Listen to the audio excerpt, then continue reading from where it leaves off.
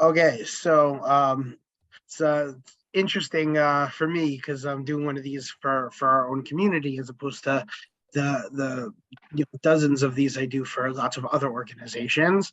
So the point of this call is really twofold. Number one is divrei chizuk, to kind of set us to purpose, to get us excited for what we have in front of us, which while will be challenging, is doable.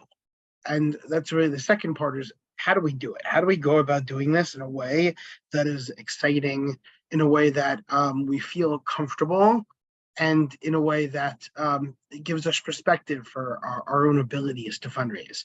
So I asked Rabbi Haber to join us, and I'm really glad he did, to kind of help lead in with some different chizuk, and then I'll take over with some words of hadracha. Thank you very much, Simcha. We appreciate it very much. I hope everyone can see me clearly. It looks like my camera is somebody that isn't half blocked off. Shalom Aleichem, everybody. I hope everyone had a wonderful Purim, and I missed everybody. And it's too bad we live in different cities. But davening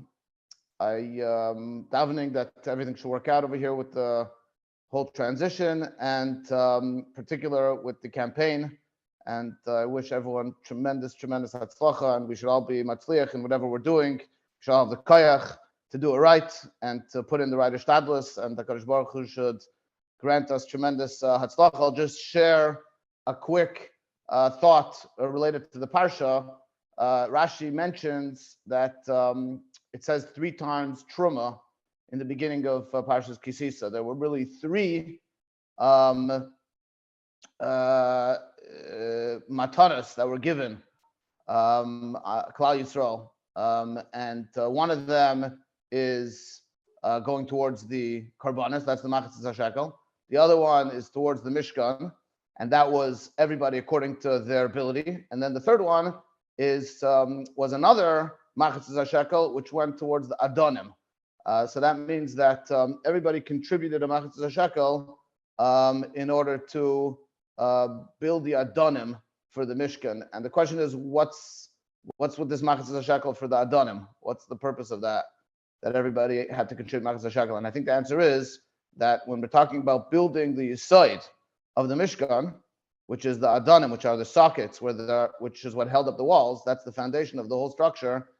It has to be everybody, and it has to be everybody sort of on an equal ground, and everybody contributes to machatzis shekel. The rich, the poor, everybody is able to contribute, and the foundation belongs to everybody. And I think that's really what's going on over here.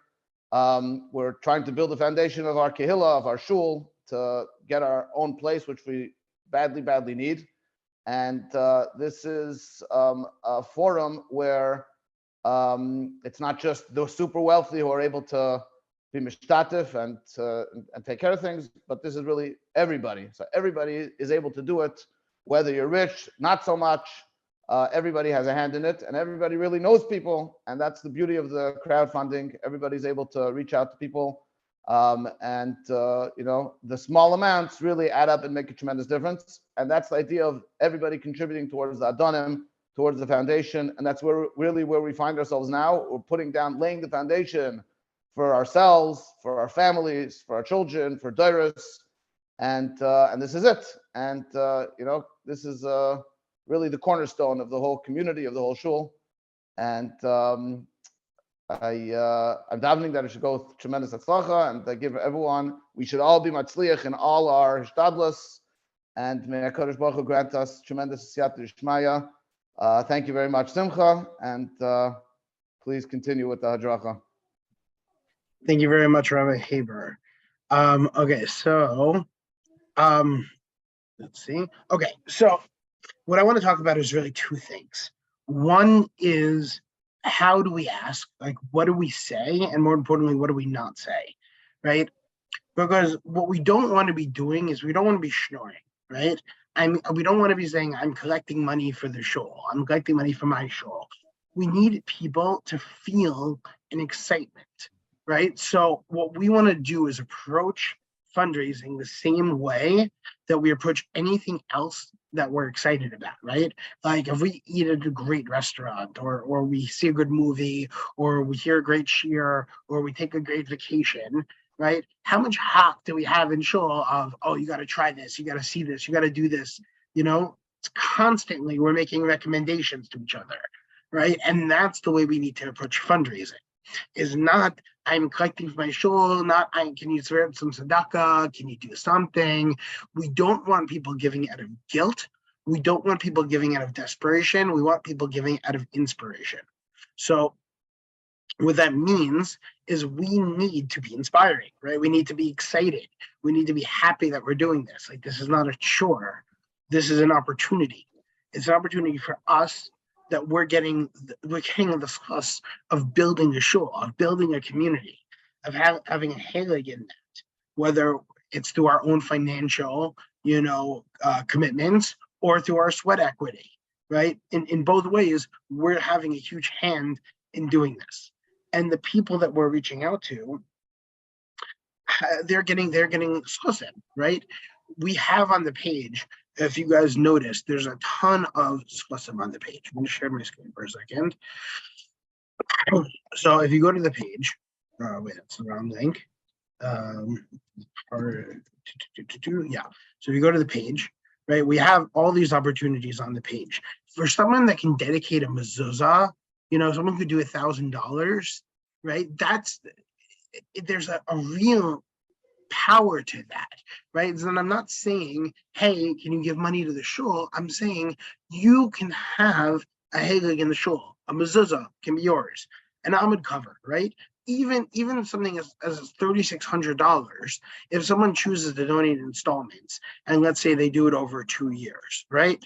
So someone who might give you $360, right? Or even someone who could do $1,000, if they'd be presented with the opportunity to have a permanent schos in the shul of an amud cover for $150 a month for 2 years, that's like reasonable. It's not an unreasonable type of request. And for anyone who would give you those smaller donations of, say, $36 or $54, to present them with the opportunity to have a sitter, dedicated sitter for $180. We should not be asking anybody to do anything less than dedicating a sitter, because $180, while that might sound like a significant amount of money, again, the reality is if you do it over the course of a year, right, it's $15 a month.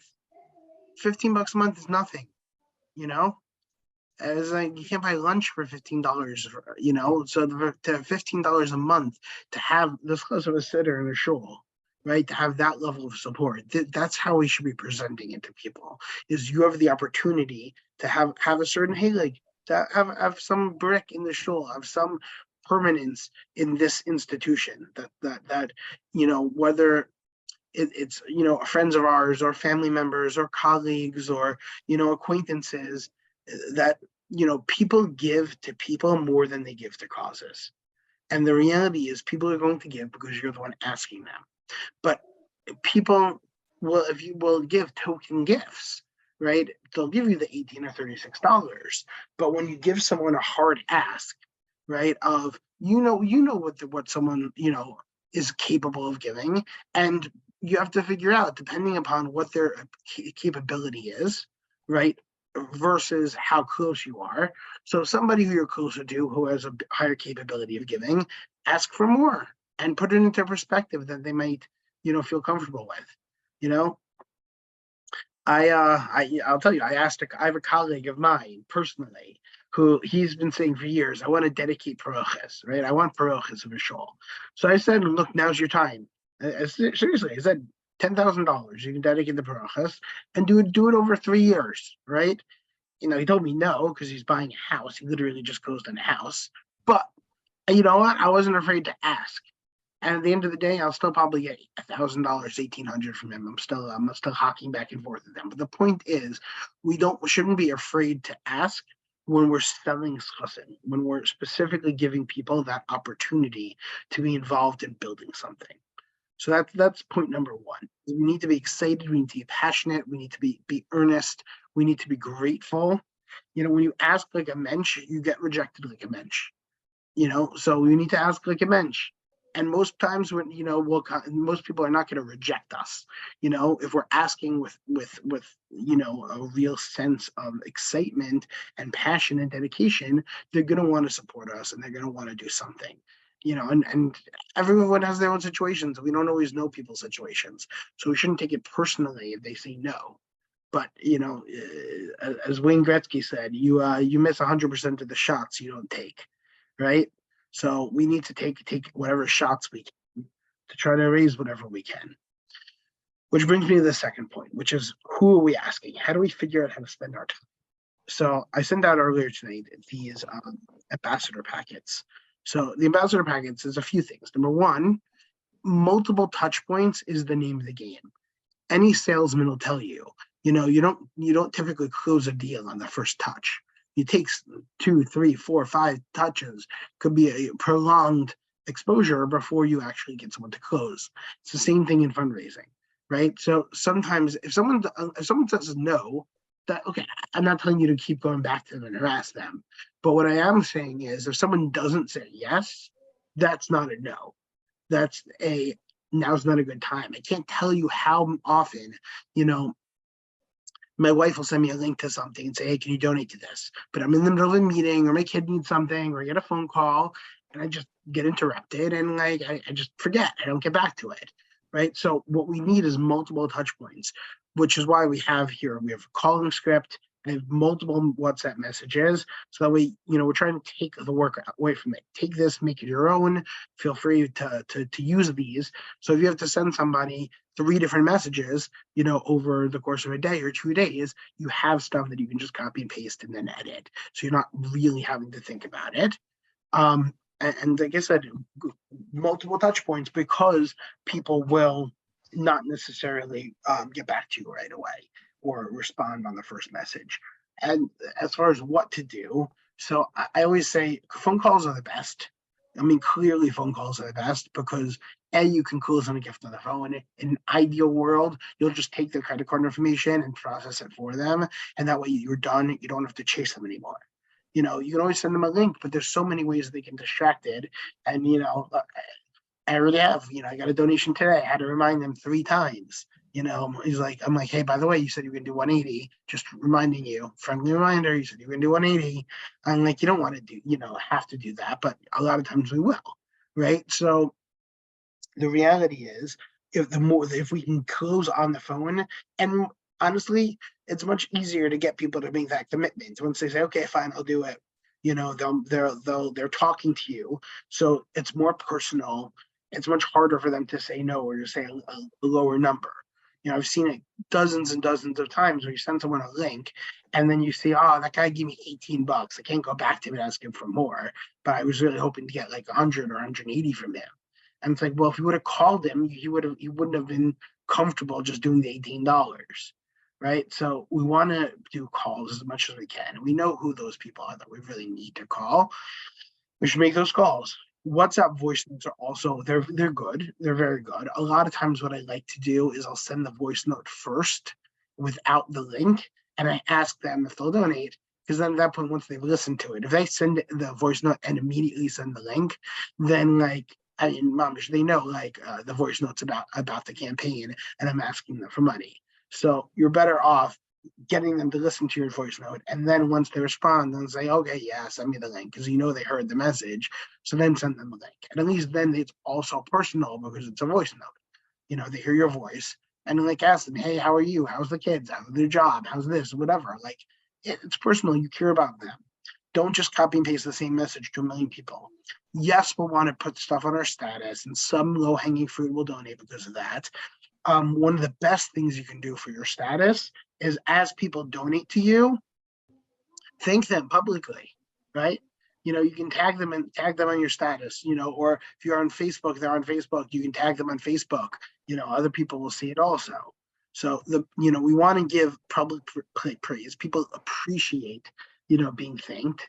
And, it just kind of puts pressure on other people. They say, oh, so-and-so gave, I should also give, right? So we want to do that. What we have here also on the bottom here is what we call the memory jogger.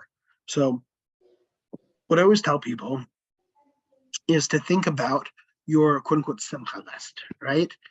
No pun intended. Is if you were making a wedding, or for the people in our shul, more likely having a kiddush, right, or making a bris, or who are the people that you're informing of the bris? Who are the people that are coming to your kiddush, right? Who are the people, if you got married in the last 5 years, who are the people that came to your wedding, and the people who you invited and your in-laws invited, and who are all the people in your life? So we have here a list of family professionals, service providers, home community, friends, online community. We have a list of every single person you could theoretically have. And what we want to do is ideally make those lists now, because that way when you come, Motzi Shabbos and Sunday, Monday, when we're in the thick of the campaign, you don't want to be scrolling through your phone a million times. What I always, and if you want bonus points, what you could do is put together a list of, like, let's say 100, 150 people that you can theoretically call, put it in a spreadsheet, and then just stay organized. This person I reached, this person I didn't reach out, this person gave, this person said they're not going to give. And that way you can just keep going through. And at a certain point, you'll say, okay, I've exhausted my list, but at least you can stay organized, and you're not like feeling lost of like where to go next, because you've already figured out before you've made a phone call who are the people you need to reach. And that way you just keep working on it and narrowing down and refining until you've maximized your potential. And some of us have all of us have different contacts, we have different acquaintances, we have different relationships. So to me, it's not a question of how much each person raises, but it is a question of how many donors each of us get. Meaning that the money, if the money is meant to come, if we do our hishtadlus, the money's going to come. And if the money doesn't come, but we've done our hishtadlus, whatever money we got is the money we were meant to have. But there's no excuse for not doing your hishtadlus.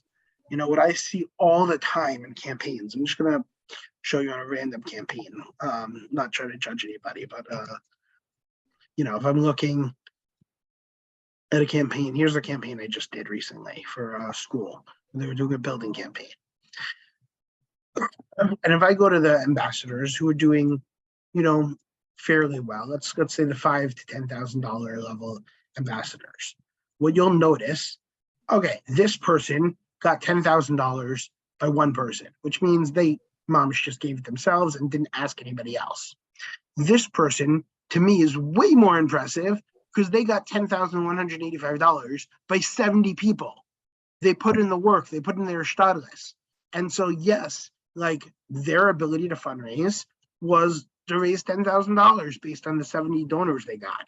And to me, that's way more impressive even than somebody who raised $50,000 by 24 donors. Because yes, they got more money and they have better connections. This person, 82,000 by 17 people. Very nice. But the fact that this person, if they would have put in the effort to get 70 people, they might have been able to raise $500,000 themselves, So for us, for all of us, it's not about how much money we raise. It is about the work we put in and us all doing what we can, pushing it to every avenue we can, pushing it far and wide, not leaving money on the table. That's all we can do. That is our hishtadlus in this campaign. It is a crowdfunding campaign because we each have our own individual crowd that we can reach. And it's only if we all put in that effort and reach out to every person we can theoretically reach out to that we're going to have that success. So I want to do two things now. One is I want to open up the floor for questions, if anyone has questions. The other thing I want to emphasize is I'm here to support all of you. I do this professionally. I have the experience, and if there's something I can do to make your experience easier, if there's something I can do to make it more comfortable for you to put in that effort, I want to help. Right? I don't want, if there's anything that you feel you have a challenge, you want to talk to me about privately, take as much time as you need. I am all in for this, and we need to make sure that we do every effort we can. So I'm here for you. Who has questions? Can I jump in first? Please, absolutely. What is the proper mahalach here, Keith, when there's just people have been bombarded lately, specifically lately with a lot of campaigns? So a lot of people that like I personally assumed would be givers, with a voice note, with a phone call, then the link, they opened it, closed it, and it's almost like, okay, enough. Like, If they I'm didn't giving say 10 times no, this week. if they didn't say no, you can keep following up. If they said no, then like no, a no is no. Again, all we can do is our ishtadas, right? We can't think about, okay, well, there was this campaign and there was Purim and there was this, there was that. Like the people, they're always from year to year. When I worked campaigns multiple years, right? One guy might be $1,000 donor in year one, and he might be $100 donor in year two, and then he might be an $1,800 donor in year three. People's situations change. All we can do is put in our ishtadas. So let me ask it a little bit differently, because this I'm finding is, the way you presented to pitch it, that is the standard go-to. We're having a campaign, follow this type of dialogue. How do we make ourselves sound different than the other campaigns that have been going on or that are going on? Because to a certain degree, you need to stand out. You need to have a little twist on your pitch. So to just kind of, try a generic script is not always going to fly when there's a lot of campaigns going on. So is there a way to tackle that specific area of how do we make ourselves sound different without it sounding we want to put a sense of urgency, right? Without sounding desperate, right? We are bursting at the seams, and we have a unique opportunity to buy a building, right? To get a permanent home, to put ourselves in a position to grow, to be able to reach our potential. And this is not a STOM annual budget campaign, help us, make our shortfall. This is mamish building a kahila, right? And once we get our building, we have our building. There's like, I always tell people, like for myself, I really felt like a man when I bought my house, because now like I have my home, it's mine. I just need to make enough money every month to pay my mortgage. And now this is mine, I don't, no one's kicking me out of my house. And that's the same thing, like for the shul, to have that level of comfort we're not worried like, oh, are we stepping on other people's toes, right? That's what we need. Can I play devil's advocate for a second, just so we can have a dialogue? Please. There's growth everywhere. Great, your show's growing. I support Aniyim. I like supporting poor people. I believe that your show is growing, but his show, not around the corner, is also growing. Why should I support your growth, not his growth? Can I jump in and say something? Please. Okay, I think it goes to what Simcha mentioned when he said people give to people more than they give. Exactly what I was gonna say. Yeah. Huh. So it's the people that care about you and care about what you care about. And if we can frame it in the way that, listen, like you give and we all give to our friends' campaigns as well, right? So especially if we hit those people up, but we frame it in the way that we, when we make a larger ask than we think they would give without that larger ask.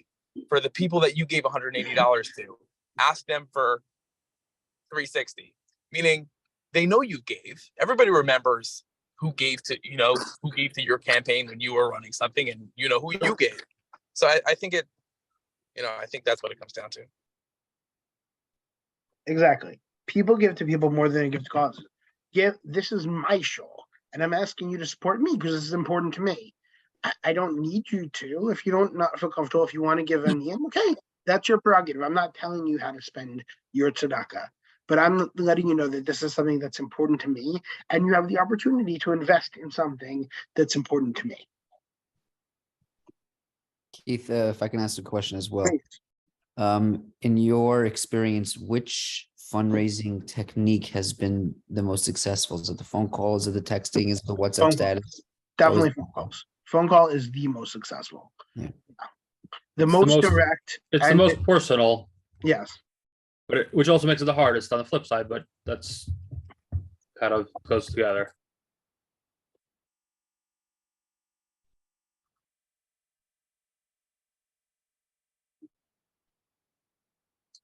Yeah. Any other questions? Okay, and if anyone watching on the replay, feel free to text me, message me afterwards.